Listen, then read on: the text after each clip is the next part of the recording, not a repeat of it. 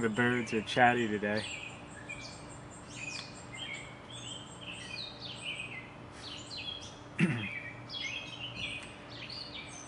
Anyway, I woke up this morning and I had to create this video.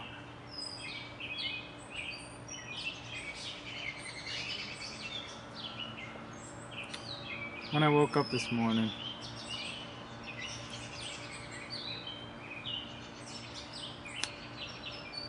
I just allowed myself to think about what's going on in the world and what we're capable of. And a profound realization came to me.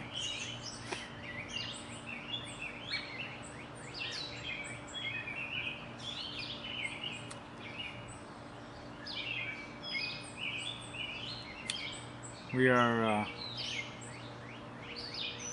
I guess there's a presumed assumption right now that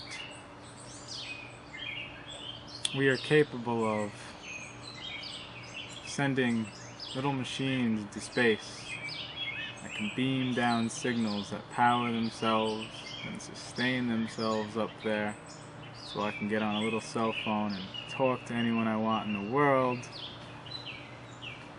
And I have this internet, which I have the vast knowledge of the majority of a race in a small little pamphlet. And yet, we can't stop starvation. We can't give people the cure for preventable diseases. This is what's going on, so how can this be? You know? This was the thought that entered my mind. You know, what's going on when we are capable of so much, yet something we've learned so long ago, like how to produce food, is still not abundant enough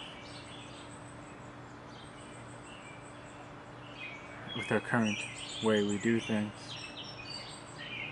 to stop people from starving to death.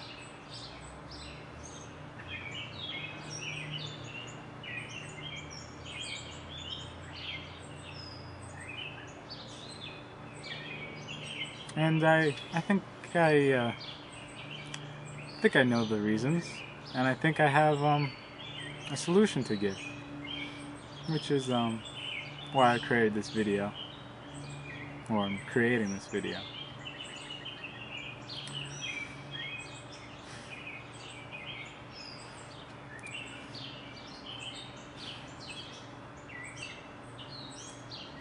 We can easily feed this entire world. We can easily cure people of many of the diseases.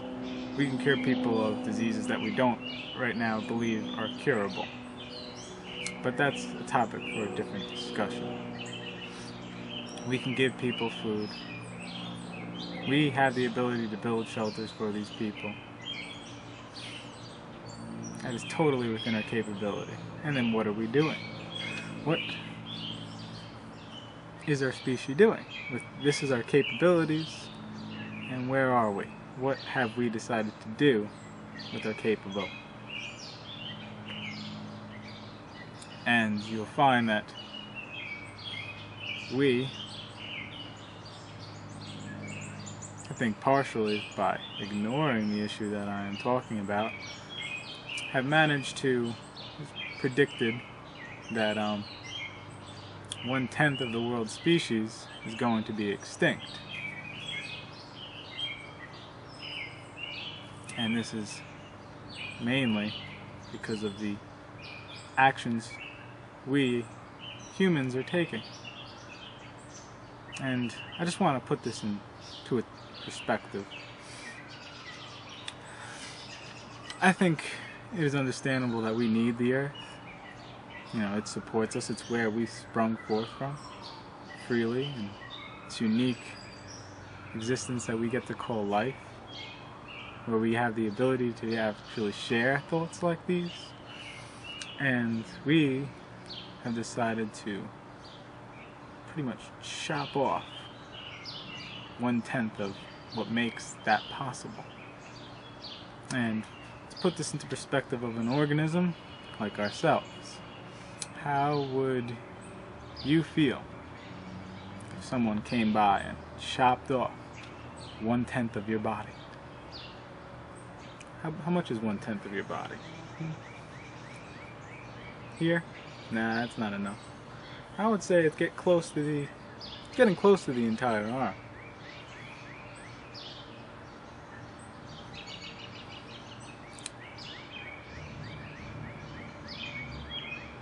And we're showing no signs of stopping. We're chopping down rainforests at ridiculous rates. We're chopping down, I think it's getting close to miles in seconds.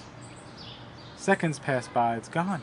It's predicted that all rainforests will be chopped down by the year 2030, which is the most advanced, most life-packed ecosystem on our planet, which we know are amazing medicinal plants there that have the ability to cure many things, and we're just wiping out its existence before we've viewed its potentials for the creation of paper,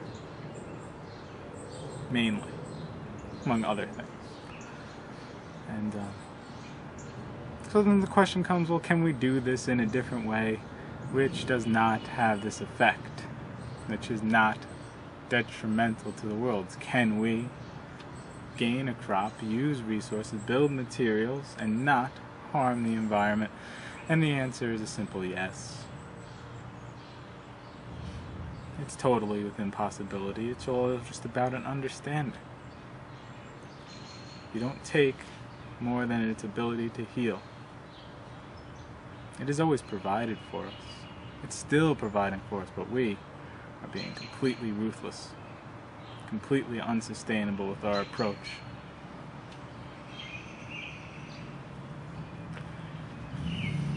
And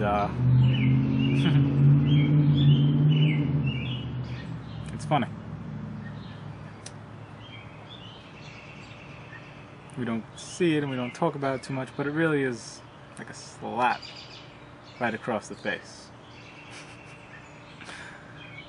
And it just keeps happening, and we keep supposedly voting into people that just continue to slap us across the face and don't do the illogical approach, aren't addressing the real issues.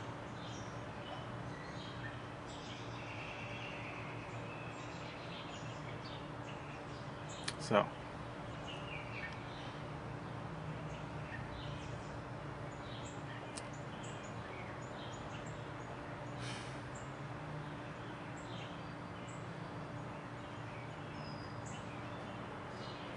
what can we do about this? Well, remember, our possibilities. It's endless. I don't even know where it ends, and I definitely don't know where it begins with you. But I know that you have something special within you, and you can do a tremendous amount with it. Especially if you are aware.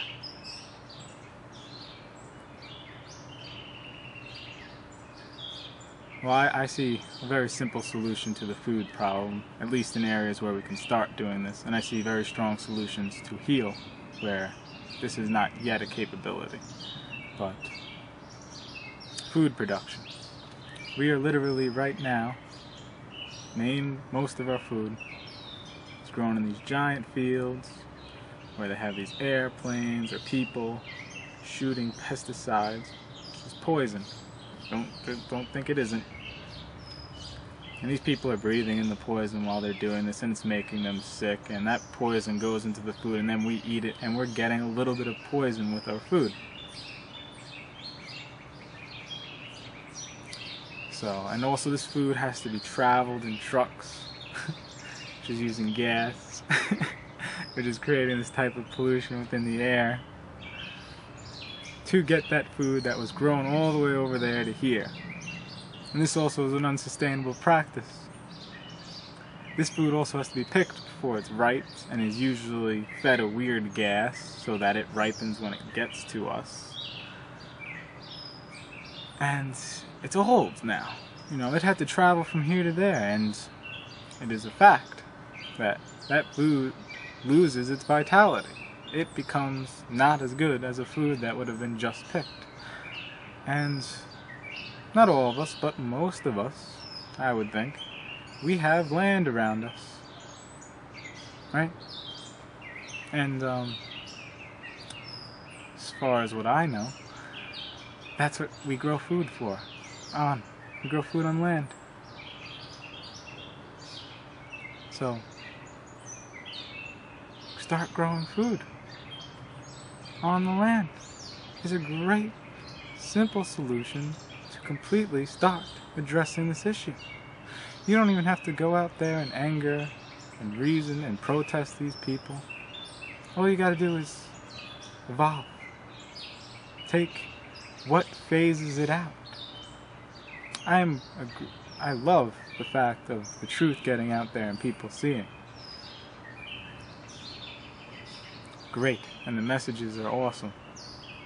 However, I would love for the solutions to start being attached to them, and the solutions are quite simple. To the majority of these problems, there are simple solutions, and I think the simple solutions are usually the best. You know, if you start producing your own food, if you can start recycling your own waste, if you can start producing your own energy, if you can start collecting the rainwater that comes down to you, use it, and then get to recycle it to the earth, then you don't need to be feeding this system that is causing so much trouble. You can actually create a little ecosystem around you where you are not a problem to the earth, a burden to the earth, but a steward of the earth. You can be enhancing the life quality of the vegetation around you. And actually, this is usually a very peaceful pursuit. Usually brings a lot of joy and happiness. And then you can start to share it with your communities. You can start to help people. And it just makes sense in all different levels. You know?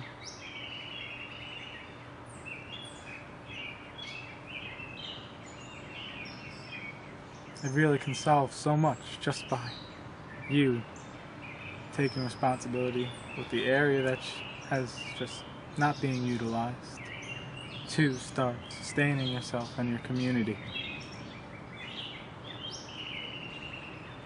Totally starts putting a slow down on this wheel of devastation.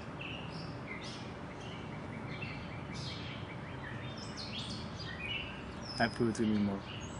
I'm gonna get off this topic because I think I can go on. I had a pre-idea of where I wanted to go with this, and it's going a completely different direction.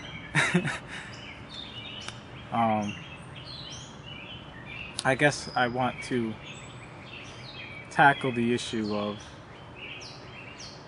that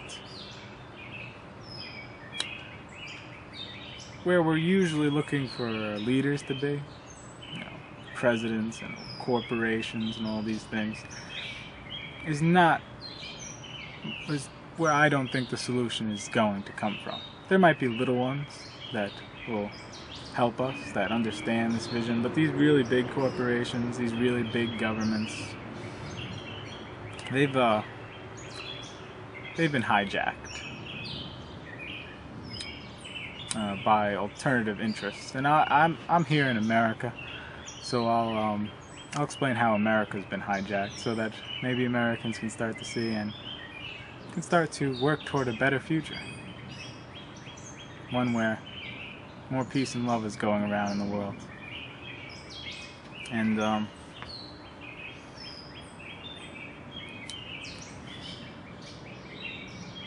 gonna throw in a video clip of John F. Kennedy, that audio clip of John F. Kennedy, that I think explains and shows how America's been hijacked, at least is hinting upon it extremely strongly. I mean, I got some easy ones. Let's start with the Constitution, which is supposed to be the foundation that this country is built upon. It doesn't take much searching at all to realize that there's been many laws introduced that are a direct violation of our constitutional rights. The Patriot Act is a direct violation of our right to privacy. President Obama released an act where if you're suspected of being a terrorist, you lose your right to a fair trial by jury. You lose that right. You're just thrown in jail where there'll be a committee. This is an unconstitutional act. I'll go a little bit deeper into history, which our founding fathers actually spoke very specifically about and against, is the idea of a centralized bank. They knew this was going to lead to problems. So, in the Constitution itself, they warned us, it is written, that the United States Congress will be in charge of the United States money supply, and the Treasury will be in charge of creating it, creating the paper, creating the certificates. But this has not been the case for quite a while. And it's quite interesting that when this became not the case is when the Great Depression hit, and is what we're living with right now in our giant recession. And you'll see that the same institution that has somehow miraculously attached itself into the controlling seat of loaning the government money on interest. And that's the Federal Reserve. Federal Reserve is a private bank. It's not part of the United States government. It's owned by 4 banks, surprisingly, in Britain. And then it's, if you follow it all the way up, it's owned by it's owned by one family. The Bilderbergs? Yes. Bilderberg Group. So here we have a family in control of loaning money to the entire country of the United States. It gets to fluctuate the money supply. And if you look at the Great Depression, you'll realize the Federal Reserve was instated. The Federal Reserve boosted up money tremendously and then sucked it away and created the Great Depression collapse, and then went around and bought up national banks and other big banks and other big industries as this giant form of monopoly. It was a great trick. It was a great power play, because that's the way they were thinking. And that's just one area of it. But you can see that if I have worked hard as a founding father to get away from Britain, and I just want to throw out there that everything Britain was doing that these people wanted to get away from was considered lawful. What Britain was doing that made these founding fathers want to rebel was perfectly within the rights of the law of Brittany.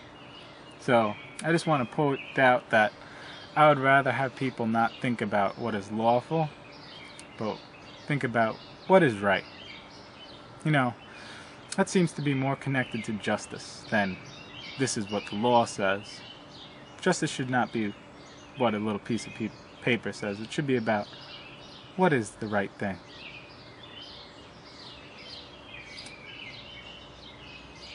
So back to Brittany, they wanted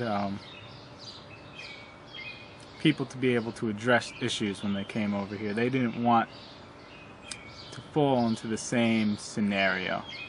And they did a great job for a while until you found a way to sneak your way in there. See?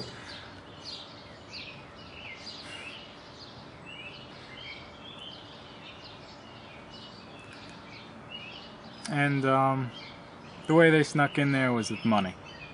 Should not be too much of a surprise. Money was the main sneaking tool. Because it's all about it's mainly secret too. How do you take the democracy? I don't even like to use the term democracy for America. What we had was a republic, you know, voting people into office. The vote was considered the only real democratic act I saw the people having, other than their ability to boycott, which is a natural right. Is the only democratic act our government does. So, and everything else is what the officials decided to do. And that's a republic. A republic is where there's a seat of many people, a portion of people that are running the show, making the decisions. Where democracy, everyone makes the decisions, and that's not what's happening here. So, America, democracy, no. America was a republic that had a democratic element.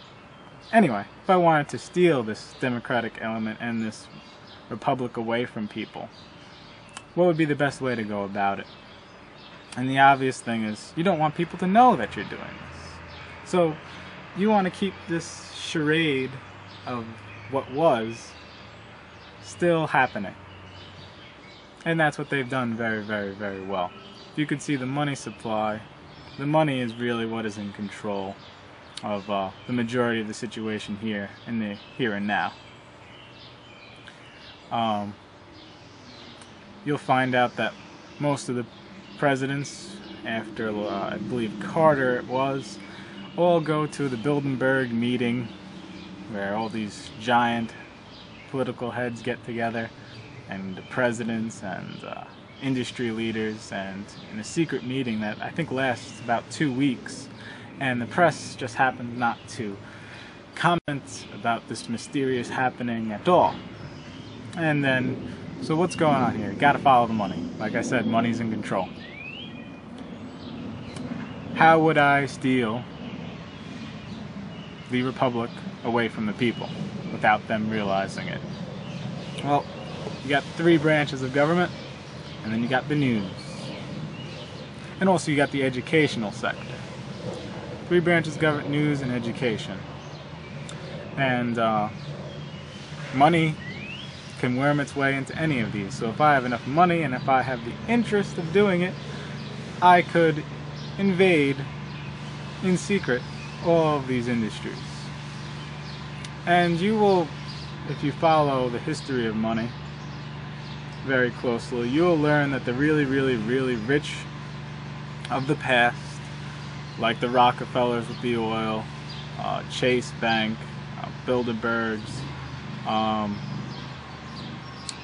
they collaborated on a plan to gain more power for themselves. They didn't think that the power should be within the government or within the people to decide, but it should be within them to decide.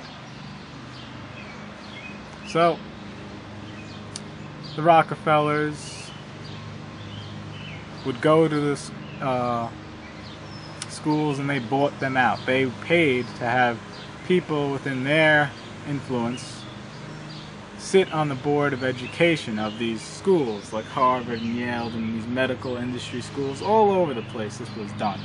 And that was done around the 1900s, so that educational system got corrupted by the political influence of those people at that time. The news, you can see that the news, once upon a time our news was owned by the news. CNBC was the company, CNBC. However, you follow money, the only thing that has remained the same is the title, but it's owned by one other company. Monsanto will own a news station. That's a company that creates food crops that are GMOs. So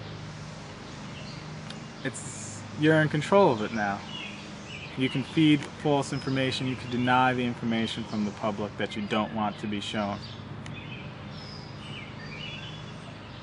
They did that with education. They transformed it so that it would be the way they wanted to. And if you look at education, it should be quite obvious that it is mainly propelled toward a cookie cutter type society where they're pushing you to be a a dumb worker to run the machinery. The majority of education. It's not about thought or progress and all this stuff.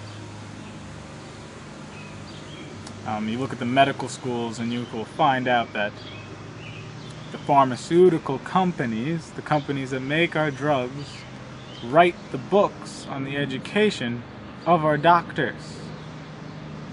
That they are sitting on the board of the education of those schools. And I mean, there should obviously be known that there would be a conflict of interest here. Right? I create the drugs, I am in control of giving you education. And I make money off the drugs. I am going to teach you how to push drugs. I am going to teach you how to be my drug dealer. Anyway, so money has invaded all of these. It's invaded the three industries, three branches of government. It's invaded the news, and it's invaded the educational system. And it is quite obvious, especially with our internet right now. And you can see that they're not happy about the internet, which is why they keep releasing these PIPA and SOPA bills where they're trying to be able to regulate it completely. But a large number of people have awakened to this, and they keep knocking it down. Because it is now obvious, if you do research on the internet, that the news is avoiding stories that it should be all over. It should be exploding with the opportunity to get a story like this. And the only place you can get it is on the internet. It should be obvious then that there are news influences that don't want you to know that information. I mean, the Occupy movement, this worldwide movement right now going on, where people are rising up against the system, thousands, millions, giant protests going on all over, and it's not the main story. It's barely a cliff note. They tried to ignore it completely. I saw some of the most wild videos of the protest, where I would think, with the way the news is so vicarious, it would have been all over it. They would have been digging their teeth into this with so much joy, and they were zipped up, and they still are. Anyway, I actually can't go into too much detail about this. This video is going to be a lot longer than I thought.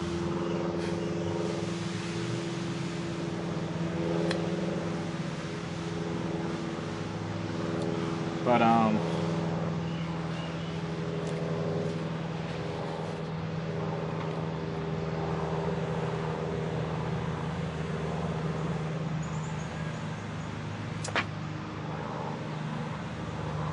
don't know what to say.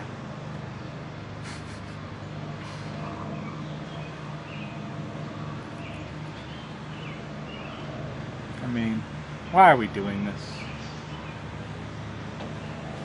Why must we be killing one another, and throwing bombs on one another, and poisoning our food, and eliminating 1/10 of the species on this planet?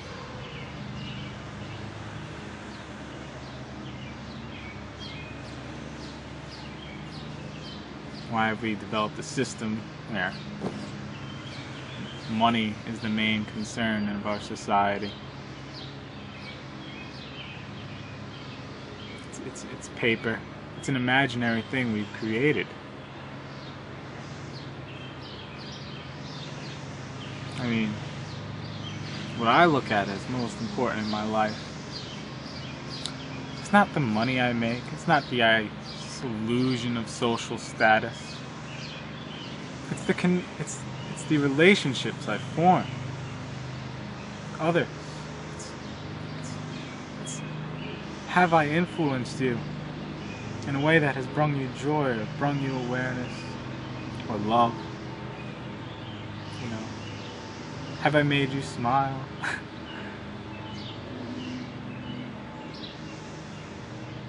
You know, was I there for you in a time when you needed it? It's way more powerful than a piece of paper and a note says on it.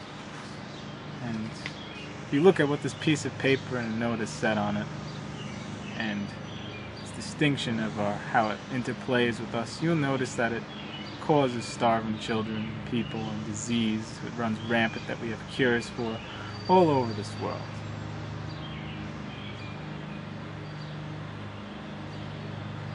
It's not about paper, people.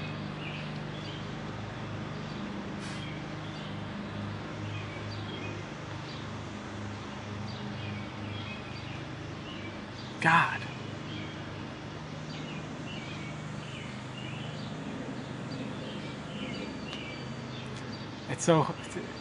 It can be so hard to get that through to people. Everyone's going nuts over this stuff.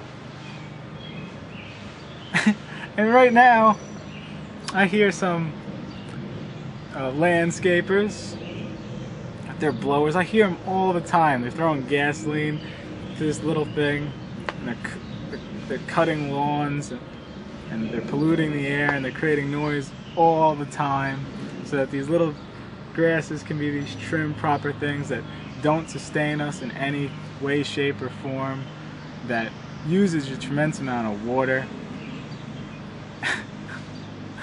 And this activity is only being done, and they're doing it day after day after day, maybe for the rest of their lives, for this paper.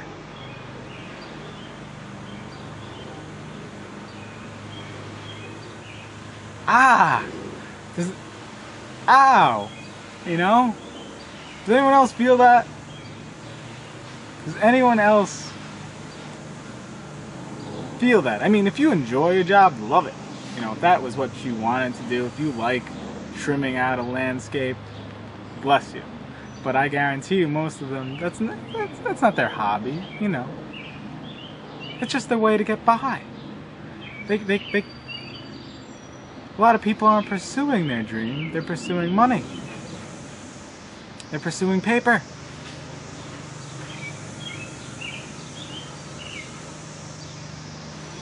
That's sad. That is tremendously sad. That we have been put into this environment and people believe that their pursuit, and this is I do see how it's forced upon us too, you know, in a way, because of this illusion we're playing part of, that we don't get to follow where we're holding back, where our heart, where our soul, where our mind would want to propel us, so that I can get paper, bill.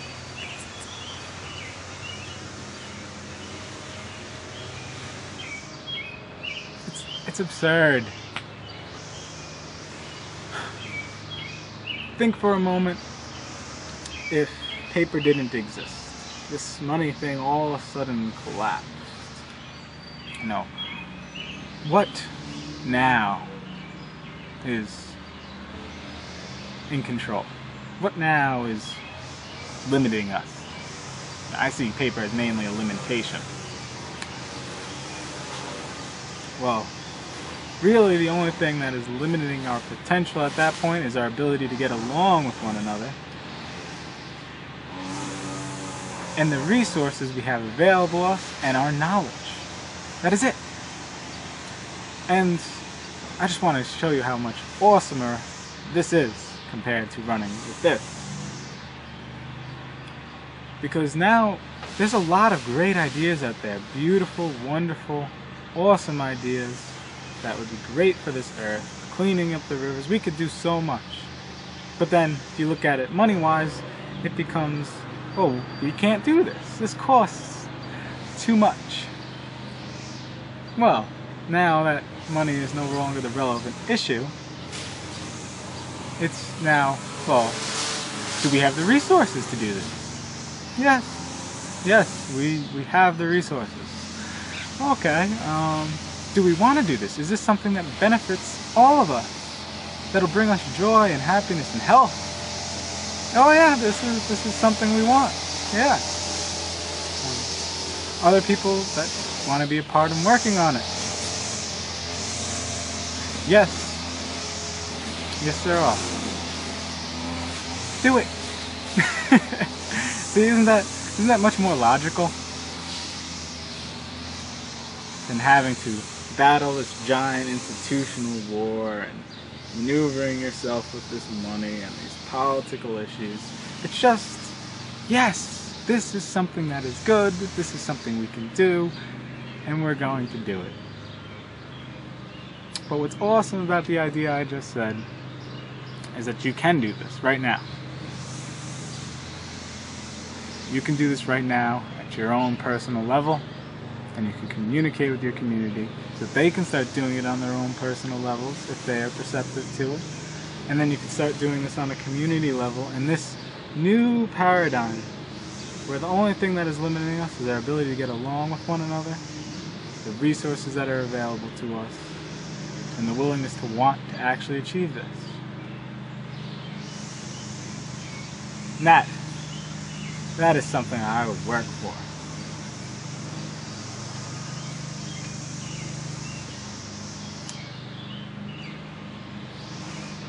See, there's my solution. I was going to go all deep, but that is the solution.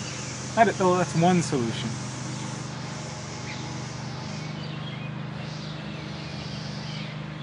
And we can do it now.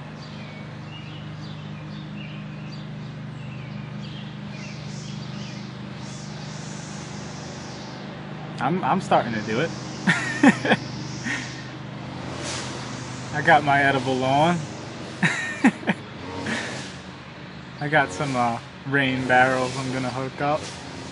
I am looking forward to growing a lot more food, and I am looking tremendously forward to creating this little pamphlet of this idea of growing your own food and walking up to other people's doors and putting it in there, and I guess contact information for me or a video on the internet that'll show them how to do it if they want to, and telling them to experiment if they want. You know, that's awesome.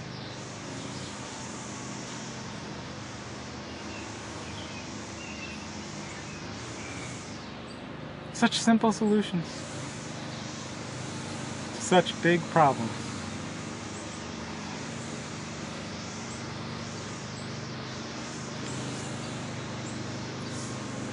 It's time to love one another too. We can do that. It's easy to do that. If I can see all the horrors that are going on in this world, if I can see where it's coming from, and if I can still love everyone, then we can do this. And I do.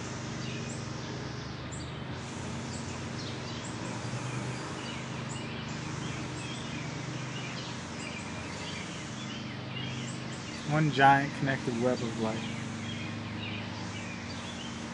It's beautiful.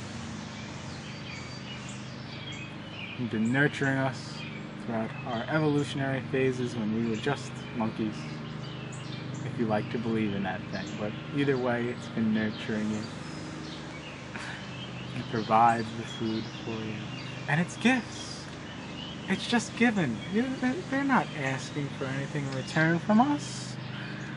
That tree that drops apples isn't like, give me some money, or where was your work that you put in? No, it is being itself. And as being itself, it wants to give out fruit. And what do? We eat that fruit. And we also, genetically, within us, want to freely give back. We breathe in this oxygen that the tree produces, and we're breathing out that carbon dioxide. We just received the gift, and we're giving it right back. And we do it all the time. All the time. Getting a gift and putting out a gift.